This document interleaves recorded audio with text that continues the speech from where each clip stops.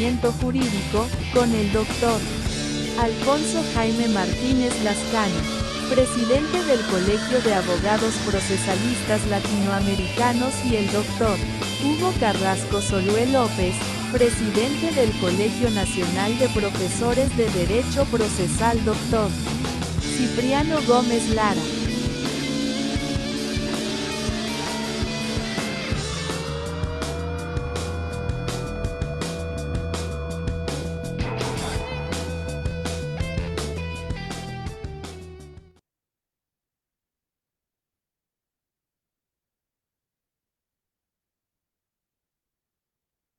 Hola, ¿qué tal? ¿Cómo están? Bienvenidos a Foro Derecho para Todos. Hoy tenemos un programa muy interesante. Vamos a hablar de algo que es sencillo, pero también es complejo. Y para eso tenemos al colega querido, el doctor Hugo Carrasco Solé. Hola, estimado Hugo, ¿cómo estás? Muy bien, querido Alfonso, ¿y tú?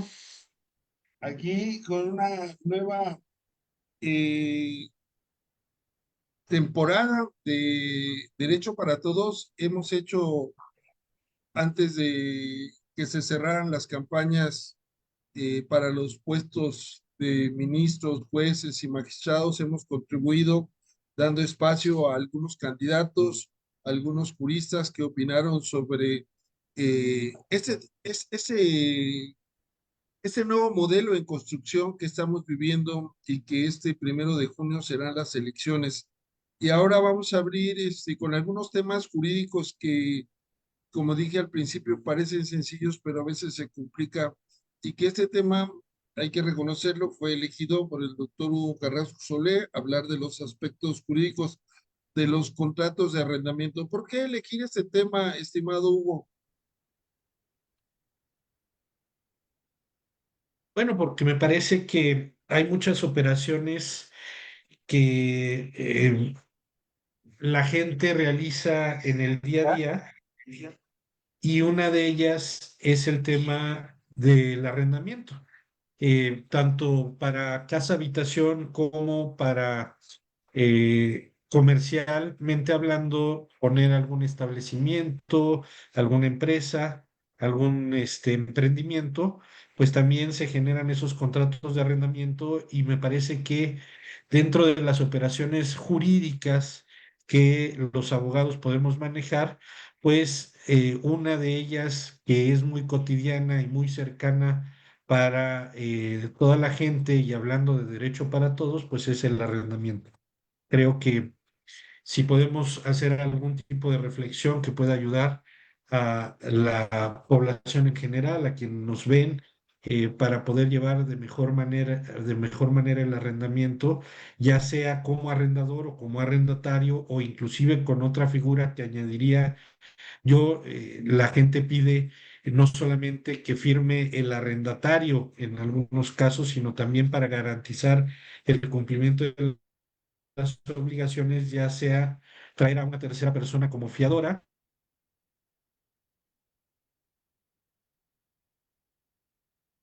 Bueno, se congeló el doctor Hugo Carrasco Solé porque este es un programa en vivo. Vamos a esperar recuperarlo. Bueno, el contrato de arrendamiento, como todos sabemos, es un contrato mediante el cual una persona, generalmente que es propietario de un bien inmueble, le otorga el uso y goce, inclusive podríamos decir disfrute, a otra persona llamada inquilino o llamado eh, arrendatario comúnmente. Entonces, realmente es como bien señala el doctor Hugo Carrasco, es un tema fundamental porque resulta, y esa era una de las cuestiones que ahorita que regrese vamos a comentar. Por ejemplo, en la Ciudad de México se han creado un número grande de juzgados específicos para conocer sobre juicios de arrendamiento inmobiliario.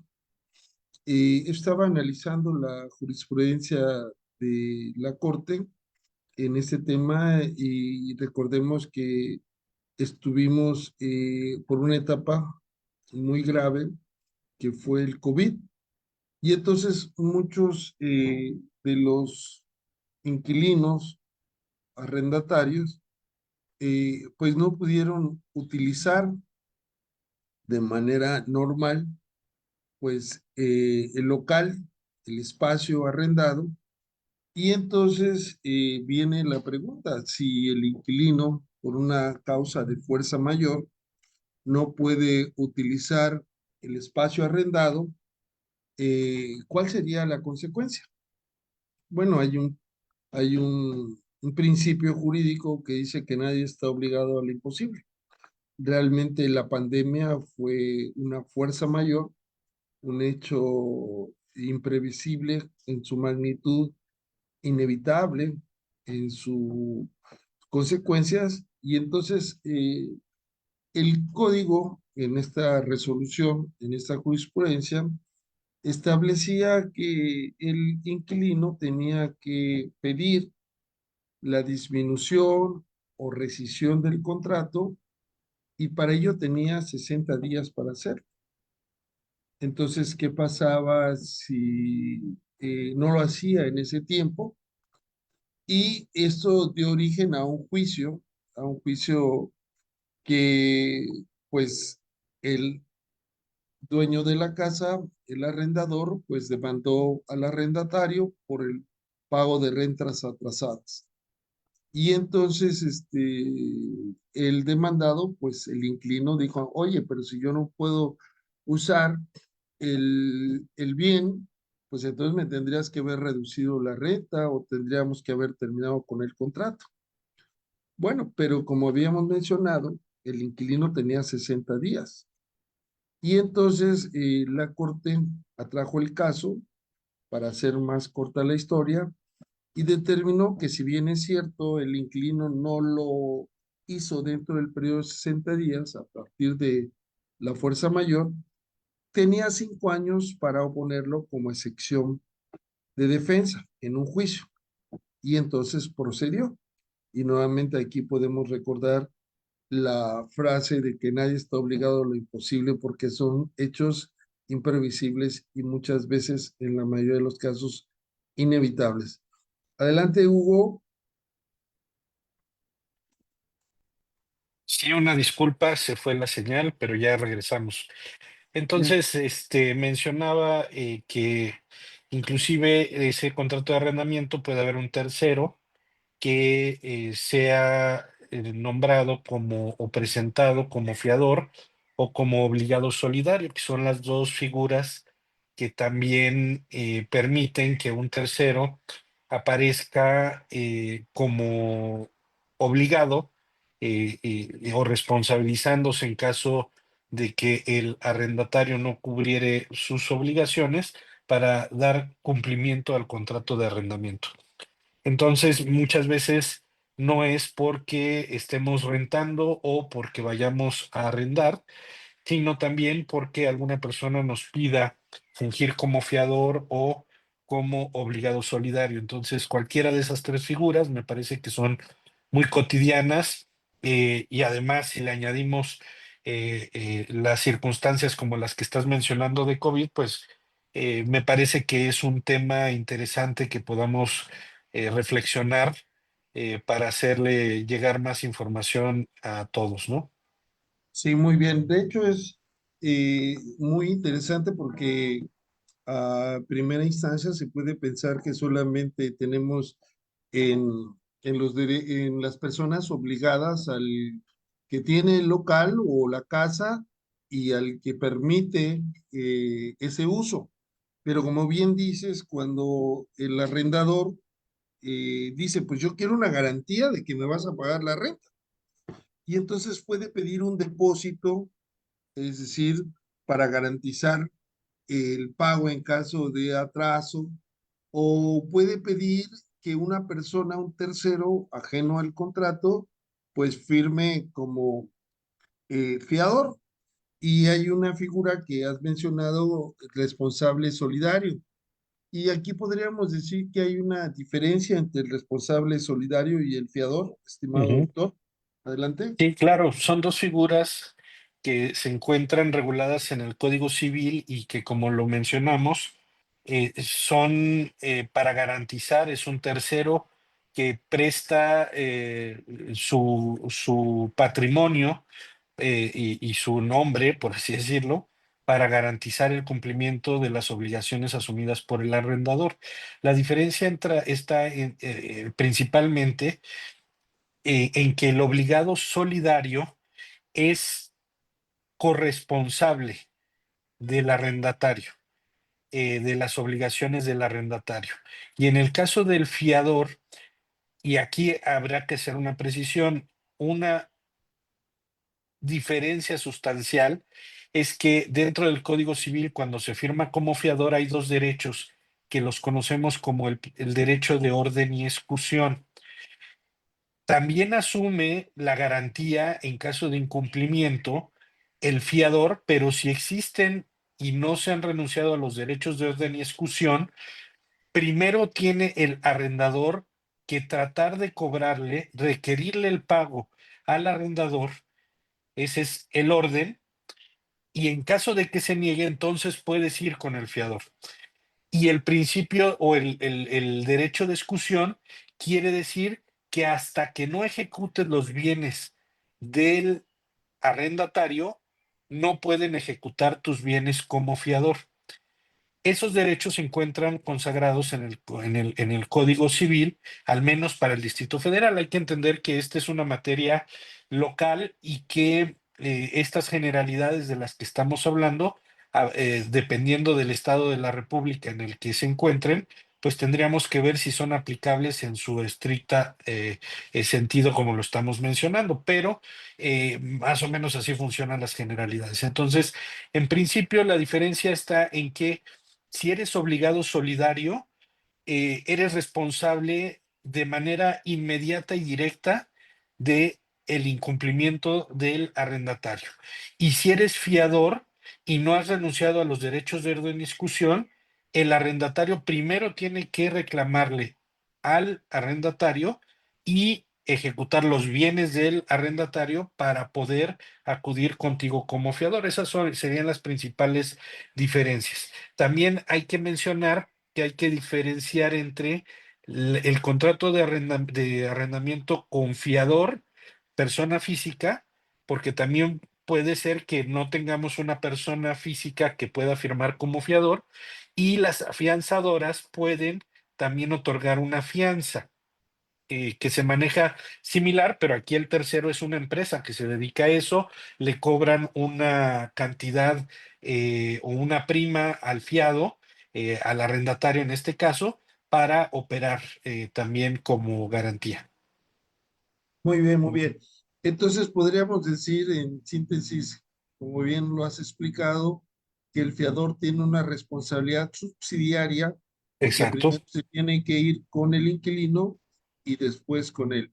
Y el responsable solidario está en un mismo plano de jurídico, en la prelación, en el orden, que se le puede demandar tanto al inquilino como al responsable o al obligado solidario.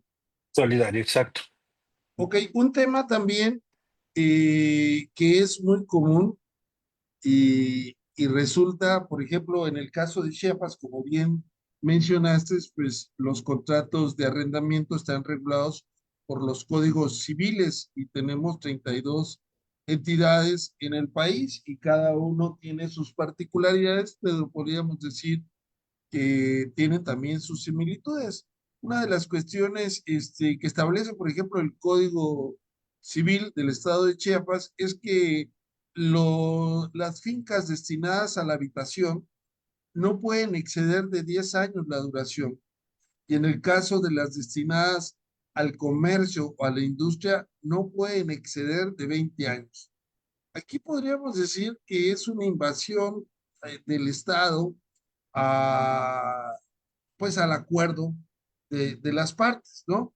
Pero la cuestión que te quiero plantear es que muchas veces vemos que la gente no quiere dar en arrendamiento sus bienes, sus propiedades, porque dice, no, me la van a quitar porque si vive un tiempo determinado en ella, ya tiene derecho a ser el propietario.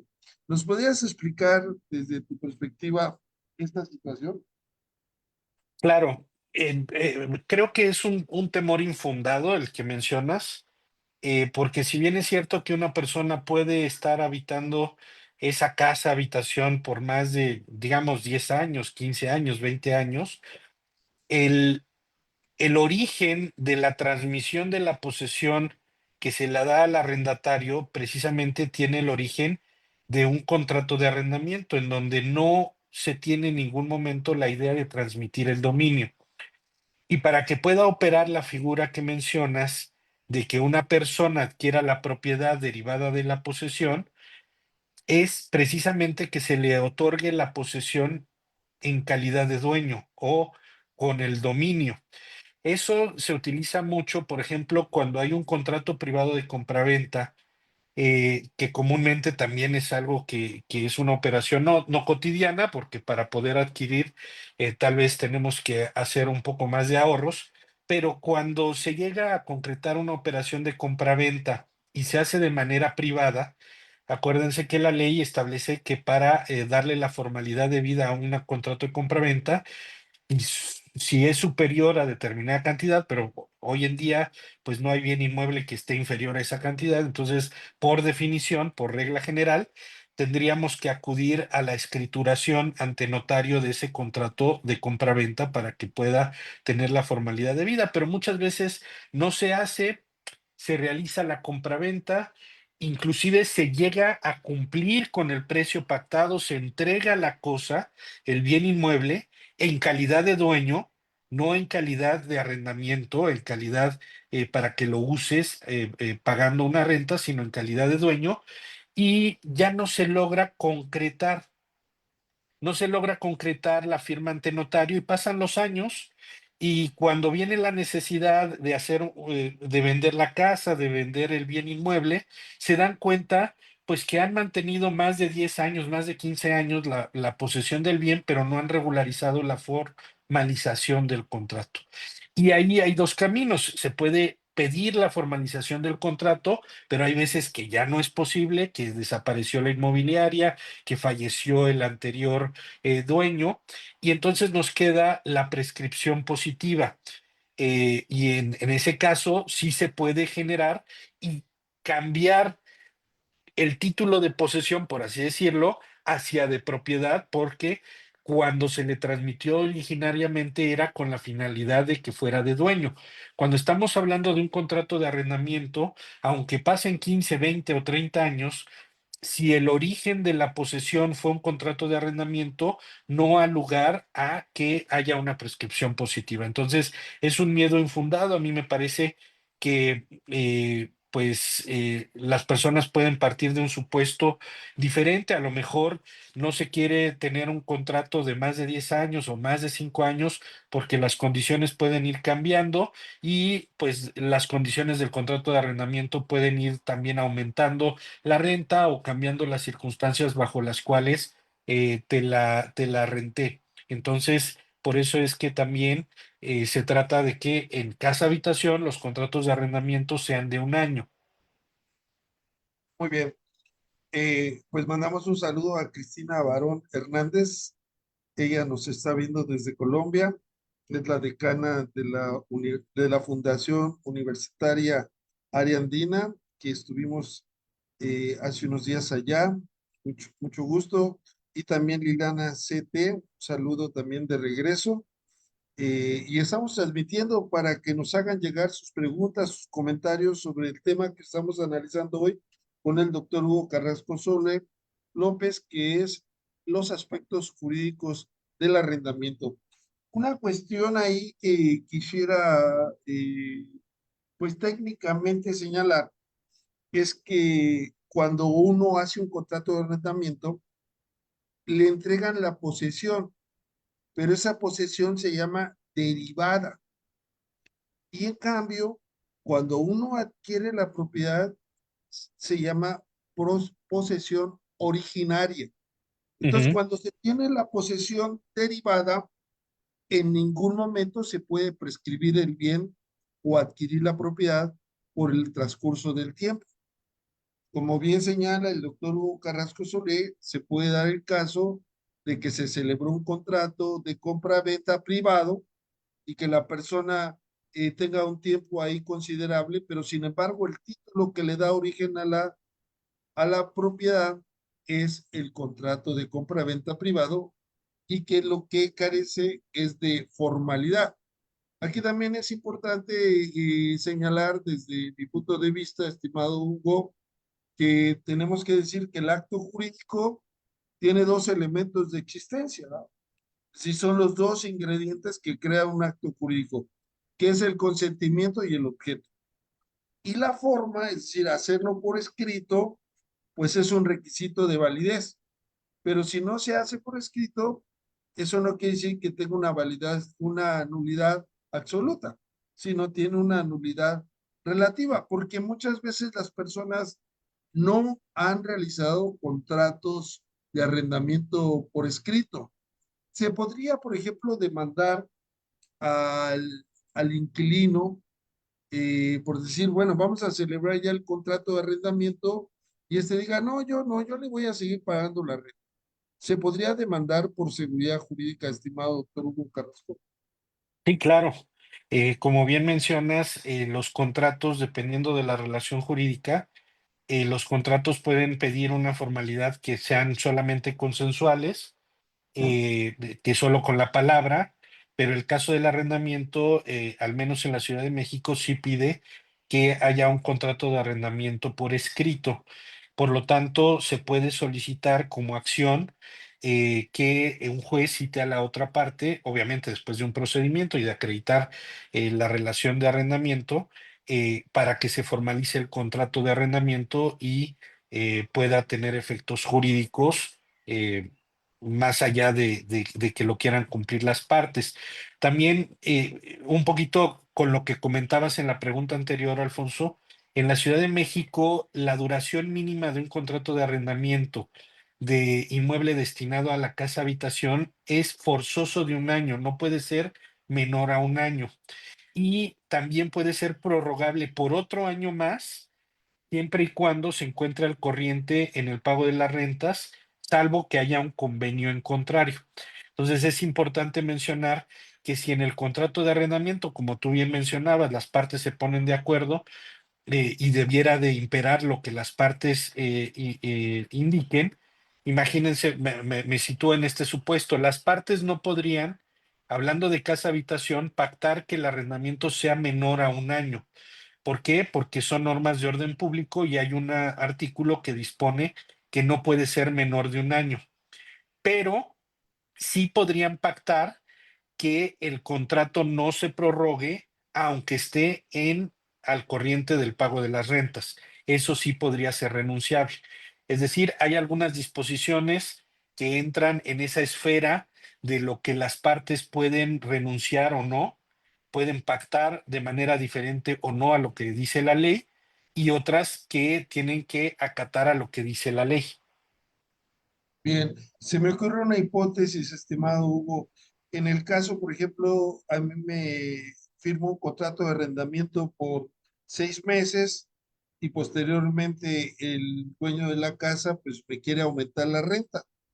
Y entonces yo firmé el contrato por 6 meses y me quiere aumentar la renta, no voy a decir el porcentaje. Yo podría contestar la demanda diciendo, oye, la duración mínima es de un año y es de orden público, como lo mencionaste. Y esto es importante distinguir porque de orden público significa que ni las partes pueden modificar esas cláusulas que podríamos decir que ya están prediseñadas en el Código Civil. ¿Qué opinas al respecto? Sí, mira, en primer respuesta a la hipótesis que planteas, pues podría el arrendatario llevar a juicio este tema, primero porque se está contratando por menos del año y no podría aumentarse la renta porque pues el contrato debe de durar al menos un año. Hablando de casa habitación, cuando estamos Sí, hablando en el ámbito comercial son otras disposiciones, se pueden sí. pactar otras cosas diferentes. Pero en este caso, como es para casa habitación, pues no le podrían aumentar la renta, aunque lo hayan pactado así, porque hay dos circunstancias. Una, la primera, que el Código Civil dice que no puede pactarse menor a un año y por lo tanto la renta tendría que conservarse de esa manera todo el año. Y segundo, porque también el Código Civil establece que cuando haya posibilidad del incremento, que sería al finalizar ese año, el incremento de la renta nunca puede ser mayor a la inflación reportada por el Banco de México en el año anterior. Entonces también para los incrementos de la renta tendría que verse cuál es la inflación que haya reportado el Banco de México. Muy bien. Saludos a Javier Guerrero hasta Catlán, UNAM, y a Merly Lascano, que nos está viendo. Un saludo cordial. Ahora, hace rato que de repente eh, se perdimos la señal contigo, yo me preguntaba, claro, la Ciudad de México es grandísima. Por ejemplo, Chiapas tiene solo todo el estado 5,5 millones de habitantes y la Ciudad de México es grandísima, pero no tenemos juzgados especializados en materia inmobiliaria. Eh, ¿Crees que es importante especializar esta rama del derecho, inclusive crear una jurisdicción específica? Muy buena tu pregunta, Alfonso. Mira, en el caso de la Ciudad de México, no solamente por el tamaño de la Ciudad de México, sino por el problema, no quiero decir que ya no siga existiendo. Tenemos un gran problema en materia de casa habitación. Me voy a remontar a algunos años porque aquí sí tuvimos jurisdicción especializada, tuvimos juzgados de arrendamiento inmobiliario. Y esto se originó por un decreto que se publicó cuando estábamos en la Segunda Guerra Mundial, y entonces por decreto presidencial se le conoce a ese decreto como el de congelamiento de las rentas, que en realidad no es que se congelaran las rentas, sino que al entrar en estado de guerra, porque México formó parte de la declaración de guerra, mandamos ahí a un escuadrón 201 que se cayó el avión y muchas cosas alrededor de ese conflicto armado mundial. Y entonces en ese decreto se estableció que precisamente por la declaración de guerra se mantenían los contratos de arrendamiento, o sea, tenían que mantener siempre y cuando se pagara la renta y se cumplieran con las obligaciones. Y ese decreto nunca se echó en reversa o se declaró por terminado una vez que terminó la guerra mundial, sino que se mantuvo y entonces las personas empezaron a descuidar los arrendadores, a descuidar sus bienes inmuebles porque pues no se podía subir la renta, se había congelado los términos y condiciones bajo los cuales se había generado ese contrato de arrendamiento. Y si en ese momento se había pactado la renta, vamos a suponer, de 100 pesos, que era en el mercado lo que se pagaba para ese bien inmueble, como ese decreto no dejó de funcionar, y no se podían dar por terminadas las relaciones de arrendamiento si se cumplía con la obligación, pues había ya bienes inmuebles en 1980, 1990, pagando los 100 pesos de 1950. Entonces, obviamente los arrendatarios, los arrendadores empezaron a descuidar sus bienes inmuebles porque no podían dar por terminado el contrato de arrendamiento. Luego vino, se descuidaron y luego vino el temblor de 1985. Ese temblor, obviamente, además de la magnitud del temblor, pues se hizo sentir más en esos bienes inmuebles que ya no se les dio mantenimiento por abandono y empezamos a tener un problema serio de arrendamiento de casa habitación en la Ciudad de México. Se hicieron reformas.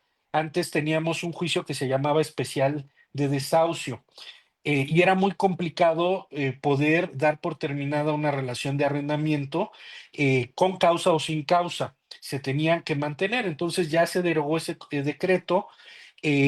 se insertaron nuevas disposiciones de arrendamiento en el Código Civil y se creó un procedimiento, no solamente la jurisdicción, sino un procedimiento que se llamaban controversias de arrendamiento inmobiliario, que se llaman controversias de arrendamiento inmobiliario, que se hizo un juicio especial para que los juicios no duraran 10 años, 15 años, sino que fuera una jurisdicción incluso en donde si había pago de rentas adeudadas por más de 2 meses, se podía entrar con un embargo precautorio.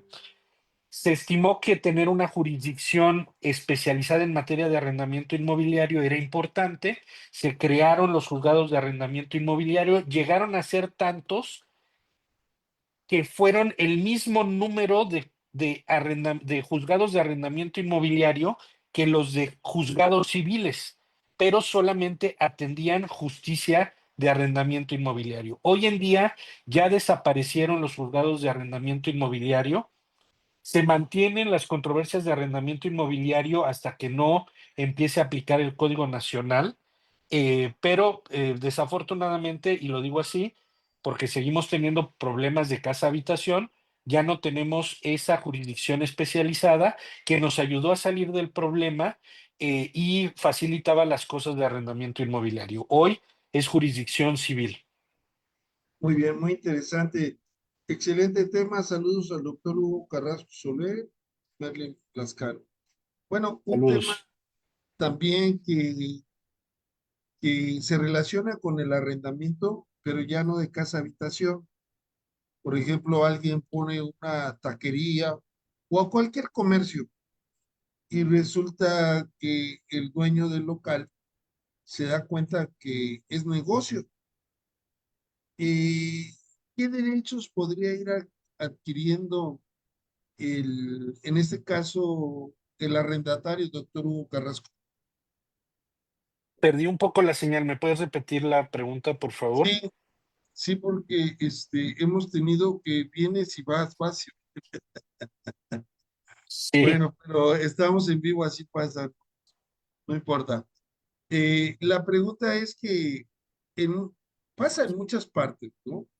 Uno pone un negocio, arrienda el local y el dueño del local ve que al, al inquilino le está yendo bien, entonces o quiere terminar el contrato para poner el negocio ahí o quiere aumentarle la renta. Eh, ¿Cuáles son, desde tu punto de vista, las consecuencias de ello? Bueno, pues en primer momento es importante siempre tener un contrato de arrendamiento en donde se determinen los términos y condiciones bajo los cuales pues al menos van a imperar en ese periodo. Hablábamos hace rato de contratos de arrendamiento en materia inmobiliaria. Acá estamos saltando ahora a la materia mercantil. En materia de casa habitación, como lo mencionamos, hay ciertas disposiciones para proteger la casa habitación del arrendatario. En el caso comercial, se es más flexible en los temas de los términos y condiciones que las partes determinen pactar. Por ejemplo, ahí el contrato de arrendamiento pudiera ser inferior al año o pudiera ser superior al año. Cuando estamos hablando de un comercio, pues hay que tener también en cuenta que pues si el negocio es fructífero, pues nos convendrá tener un contrato que ampare ciertas y condiciones para que al término del contrato de arrendamiento no me las quieran subir de manera no razonable. Pero sí, definitivamente, si nosotros pensamos que va a ser fructífero y contratamos por 3 años y resulta ser que no fue tan fructífero, también tenemos el problema de asumir una obligación por un tiempo mayor al que podemos soportar económicamente hablando. Entonces, en el tema mercantil, si se tiene el contrato de arrendamiento por un año, aunque se vea fructífero, no me pueden rescindir si yo cumplo el contrato en todos sus términos. Ojo, hablamos que la rescisión opera no solamente ante el incumplimiento del pago de la renta, sino ante el incumplimiento, por regla general, pueden pactarse otras cosas, pero por regla general, ante el incumplimiento de cualquier obligación que pueden ser más allá de pagar una renta. pagar mantenimiento, si es un lugar en donde se paga mantenimiento, el pago de la luz, del agua, de los servicios que se están recibiendo y algunas otras obligaciones que se pudieran pactar en razón del arrendamiento. Entonces, la rescisión hay que cuidar que estemos cumpliendo no solamente puntualmente con el pago de la renta en la fecha y en el lugar que se establece.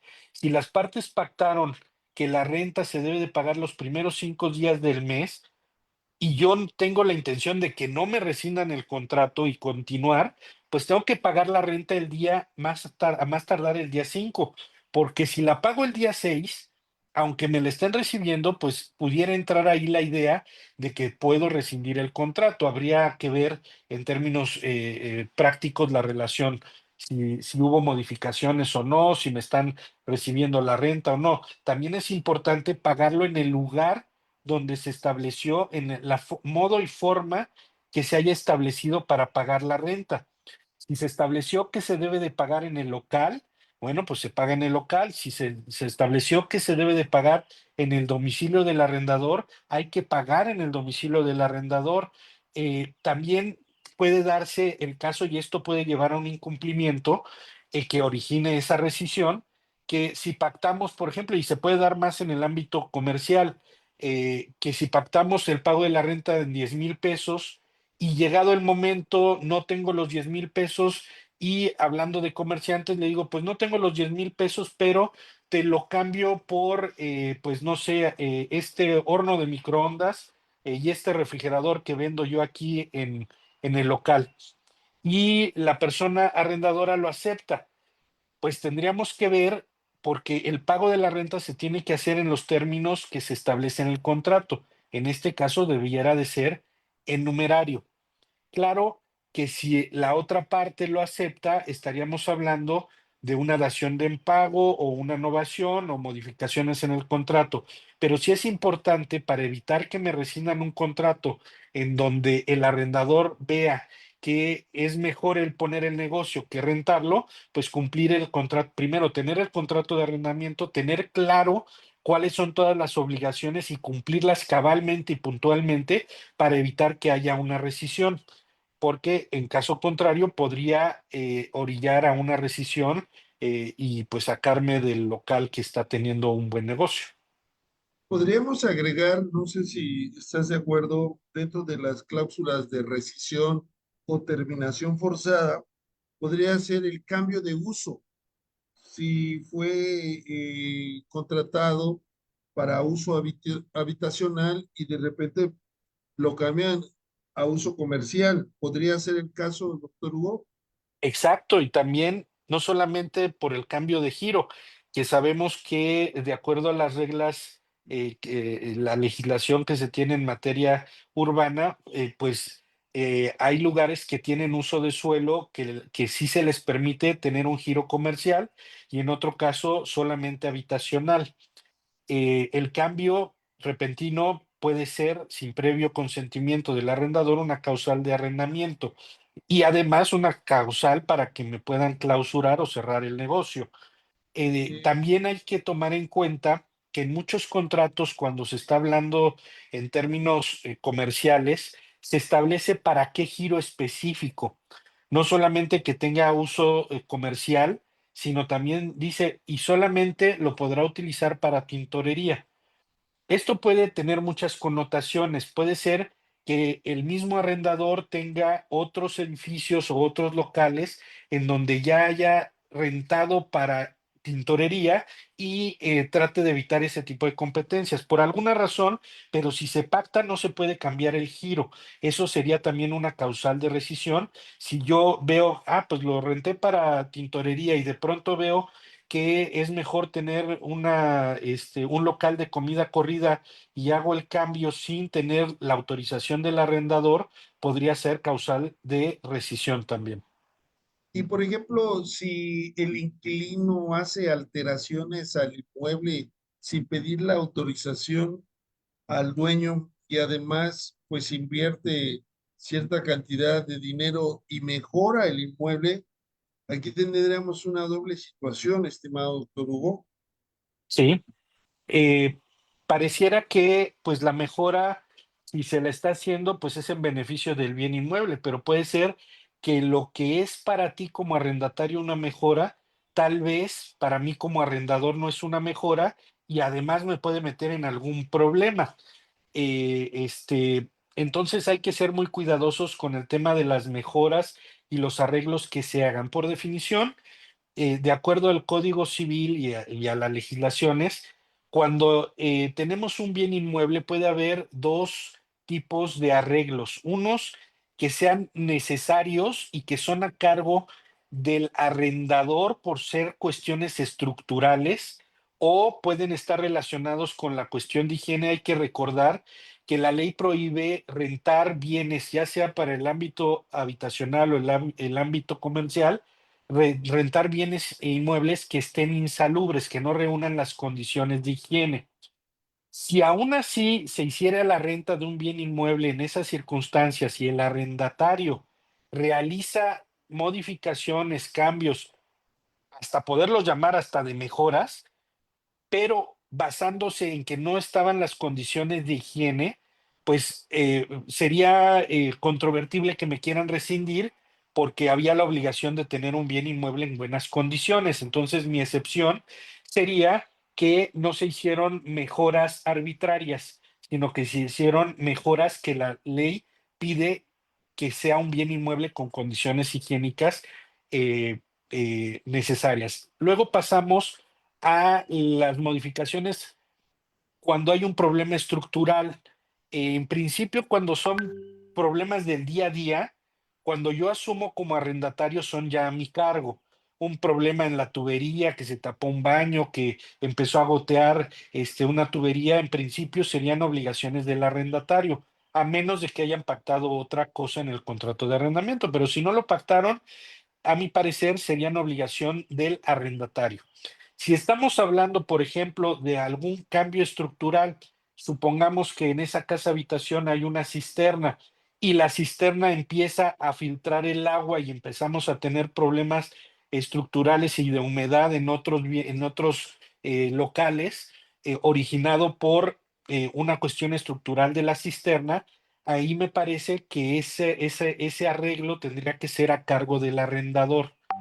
Y entonces yo hago la modificación, primero, como arrendatario, tendría la obligación de notificarle al arrendador que está ese problema. Ante la omisión del arrendatario, es el camino que yo seguiría. Ante la omisión del arrendatario, entonces yo haría las modificaciones estructurales ante la omisión y después pediría el reembolso de esa cantidad. Bien. Y aquí tenemos también una hipótesis.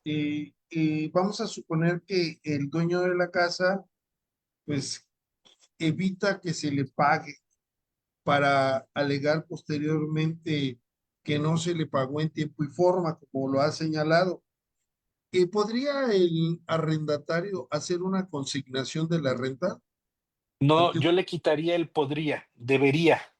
debería. Debería porque aunque yo pueda acreditar que hubo una negativa, puede ser de varias cosas, como tú lo dices, precisamente de hacerme caer en incumplimiento para hacerme la rescisión porque le conviene rescindir el contrato por poderlo contratar en mejores condiciones, una renta más cara, poner el negocio, hacerme caer en incumplimiento. Eso yo debo de evitarlo. No es suficiente con decir yo traté de pagar la renta y no me la recibió o no me extendió el recibo. Eso también es muy importante. Cuando nosotros pagamos la renta, es necesario, es fundamental que me extiendan un recibo. Ahí ya tendremos que ver también las disposiciones en materia fiscal. Hay que ser muy cuidadoso y que el recibo, la recomendación es que tenga las condiciones de recibo fiscal apropiadas para poder acreditar el gasto. Pero si se me niega el recibo, acto seguido tendría yo que hacer la consignación. Lo recomendable sería consignar dentro del periodo que tengo en el contrato para realizar el pago.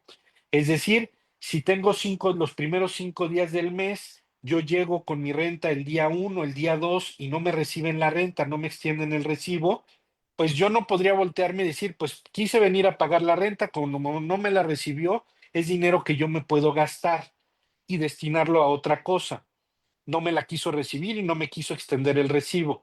Lo que tendría que hacer el arrendatario en esa circunstancia es consignarla, como bien mencionas, ya sea, hay dos formas. La forma extrajudicial, que es ante notario, se le avisa a un notario que hay una obligación, se le presenta el contrato, se le dan los datos del arrendador, se acredita que hay esa obligación y entonces se le pide al notario que le vaya a notificar al arrendador que hay una renta que fue consignada para que pase a recogerla y a extender el recibo correspondiente. Y está el mecanismo judicial o la consignación judicial. Es lo mismo que acabo de mencionar, pero ante tribunales. Entonces, lo recomendable es hacer la consignación y lo que va a suceder es que cuando le llegue la notificación al arrendador para recoger el dinero, va a tener que extender el recibo en la condición en la que fue consignada la renta, porque también puede ser que haya una controversia en el monto de la renta, que diga, no, no, no, me debes de pagar ya no solo los 10,000 pesos, sino ya acabó el año y ahora quiero que me pagues el 100% más de la renta. Y entonces lo que yo haría es consignar los 10,000 pesos y pues más adelante entrar en controversia sobre el supuesto incremento. Lo que no podría hacer el arrendador cuando le notifiquen es decir, voy a recoger los 10,000 pesos protestando de que no son los 10,000, sino con el incremento de la renta. Él solamente puede recogerlo si reconoce que la obligación es de 10,000 pesos. Muy bien, vamos a suponer, por último, que termina el contrato de arrendamiento el 31 de mayo y llegamos al 10 de junio y no se dijo nada. No, no, el inquilino sigue ocupando la casa, el arrendador lo sigue permitiendo. Y entonces aquí el contrato que era por tiempo determinado, ¿qué consecuencias jurídicas hay al respecto, estimado doctor Hugo? Bueno, en principio en la Ciudad de México la consecuencia sería que si está cumpliendo el pago de las rentas y es el primer año, podría prorrogarse por un año más. Eh, el problema sería ya para el segundo año. Si yo mantengo la posesión en el segundo, se prorrogó por ley, cumplí la renta, se prorroga el contrato de arrendamiento y llega a la finalización del segundo año, me parece que sí podría entrar la figura de un contrato de arrendamiento por tiempo indeterminado, en donde pues las partes podrán seguir en la condición de seguir ocupando el bien inmueble y el derecho de recibir una renta en las condiciones en las que estuvo pactado en el segundo año, eh, hasta en tanto no se realice una notificación de la terminación del contrato. En este momento no recuerdo si son 30, 60 o 90 días para terminar el contrato, pero lo que sucedería ahí es que si entra por tiempo indeterminado, tendría yo que hacer una notificación para dar por terminado el contrato. Lo puede hacer cualquiera de las partes, siempre y cuando haya una notificación previa en el periodo que indique la ley. Sí, aquí es muy severo porque si el contrato no se dice nada al respecto, se prorroga por tiempo indeterminado. Y como bien señala, se tiene que dar un aviso de fin del contrato de arrendamiento y se les dan 15 días para entrega del bien inmueble. Bueno, hemos llegado a extender este tema. La verdad es que ha sido excelente tu participación, estimado Hugo. ¿Y cuál sería algunas recomendaciones para finales para los inquilinos y para los dueños de la casa o del local, estimado Hugo? Pues la primera recomendación sería el poner en blanco y negro las condiciones del arrendamiento. Hay que pensar que va a ser una relación duradera en el sentido de que puede ser de un año o más, y que no solamente estamos hablando de los términos y condiciones que pactaron entre el arrendador y el arrendatario, que deben de estar claras para que dentro de ese año se cumplan en esos términos y condiciones, sino también que puede haber un tercero, como lo mencionamos, un fiador, un obligado solidario, que puede ser afectado o bien obligado a cumplir de manera subsidiaria o de manera solidaria las obligaciones, y para él también debe de ser claro los términos y condiciones. Eh, es importante tener en cuenta que no solamente, como lo mencionaste en el caso de la pandemia, son condiciones que uno pacta, que son las que deben de reinar, sino también que ante ciertas circunstancias, pues se debe de ser empático, no solamente ser empático, como tú bien lo mencionas, por caso fortuito o fuerza mayor, si no se puede ocupar el bien inmueble, pues se dejará de pagar esa renta, y si se superan los 2 meses, pues tendrá que venir la rescisión del contrato. Entonces, a lo que quiero llegar es que un contrato es la piedra fundamental para saber cuál es mi derecho y cuál es tu obligación, y podernos mover también en circunstancias que no dependen de nosotros, como puede ser un caso fortuito o una fuerza mayor, o bien para poder reclamar los derechos. También quiero dejar el mensaje de que no todo se tiene que judicializar. Me parece muy importante que, sobre todo en estas relaciones de arrendamiento y más cuando hablamos de casa-habitación, pues tenemos que ser empáticos no solamente con el que está rentando para poder vivir en ese lugar, sino también el que recibe la renta, porque es un medio de subsistencia también. Entonces, creo que un contrato bien redactado, con los términos y condiciones, equilibrado, que respete las condiciones de ley y que se haga en condiciones razonables, ante cualquier circunstancia de conflicto, pues tratar de resolverlo entre las partes, y en caso de no poderlo hacer, acudir a mecanismos como es la mediación, que también hay mediación pública y hay mediación privada, para que nos ayudan a resolver el conflicto.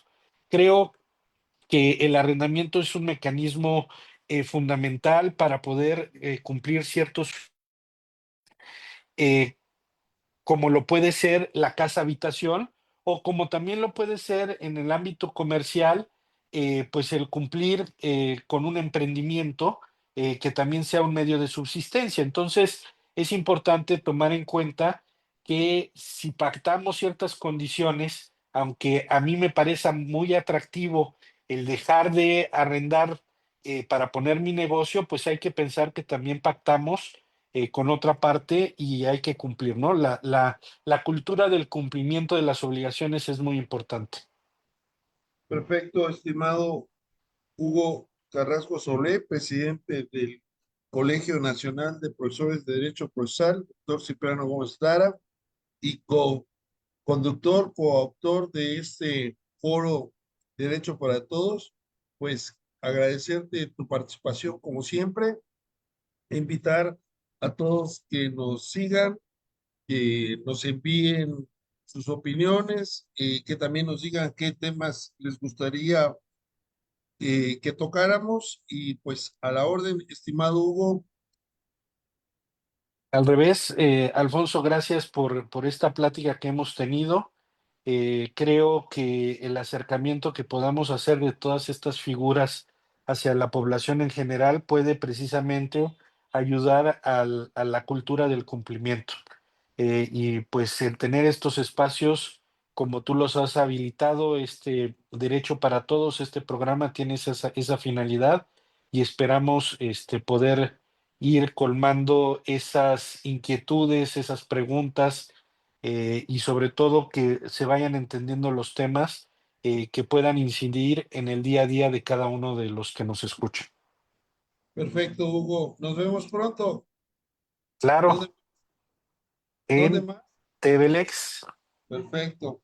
Bueno, pues los vamos a invitar a todas y a todos a que el día de mañana continuemos con el tradicional Viernes de Derechos Humanos, que ya llevamos más de 5 años. De hecho, el doctor Hugo Carrasco Solé de manera presencial estuvo en Tuxtla Gutiérrez, Chiapas, dando inicio al programa. y ahora pues lo hacemos virtualmente. Mañana vamos a tener como invitada a la doctora Carmen Graciela Flores Peña. Nos va a hablar de un tema interesante con esos conflictos que hay en el mundo sobre la geopolítica, perdón, y derechos humanos.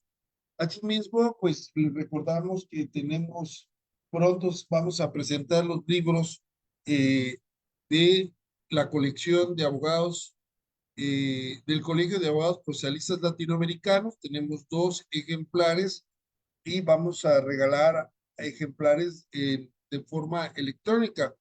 Los derechos humanos de los adultos mayores, una mirada integral hacia el respeto y la dignidad.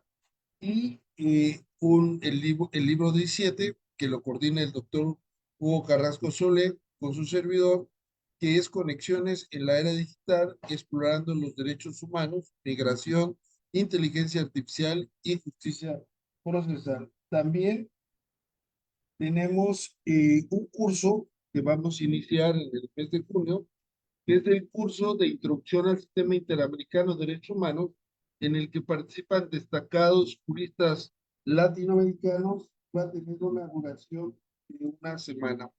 También estamos arrancando con la prescripción de la convocatoria a la 10ª Olimpiada Estudiantil de Derechos Humanos, que se va a llevar a cabo en Cancún, México, el día 14 y 15 de noviembre. Pueden participar todos los estudiantes que lo deseen. Va a haber 2 niveles, pregrado o licenciatura y posgrado, únicamente a nivel especialidad y a nivel maestría, no doctorados, y que se encuentren estudiando. Vamos a tener 2 partes en la Olimpiada. Una de ellas es la ponencia por escrito. Se va a premiar a las 3 ponencias más importantes que se hayan presentado, más destacadas, y también la otra fase de la disertación. Los casos que hemos seleccionado son 2 casos muy importantes para el sistema. Uno de ellos es el caso García Rodríguez versus México, y el otro es Comunidades La Oroya versus Perú. Así que si quieren participar, están abiertas las inscripciones. Tenemos la prescripción ya de jóvenes de Brasil, de Colombia y de México. Así que los invitamos a que estén con nosotros en esta y más actividades. Y pues nos vemos mañana. ¿Dónde más? En TVLEX. Gracias por su atención. Gracias por seguirnos y esperemos seguir transmitiendo la cultura jurídica en nuestro querido país y en Latinoamérica. Hasta pronto. Hasta pronto, un abrazo. Hugo, todavía estabas ahí. Pues ahora di unas palabras.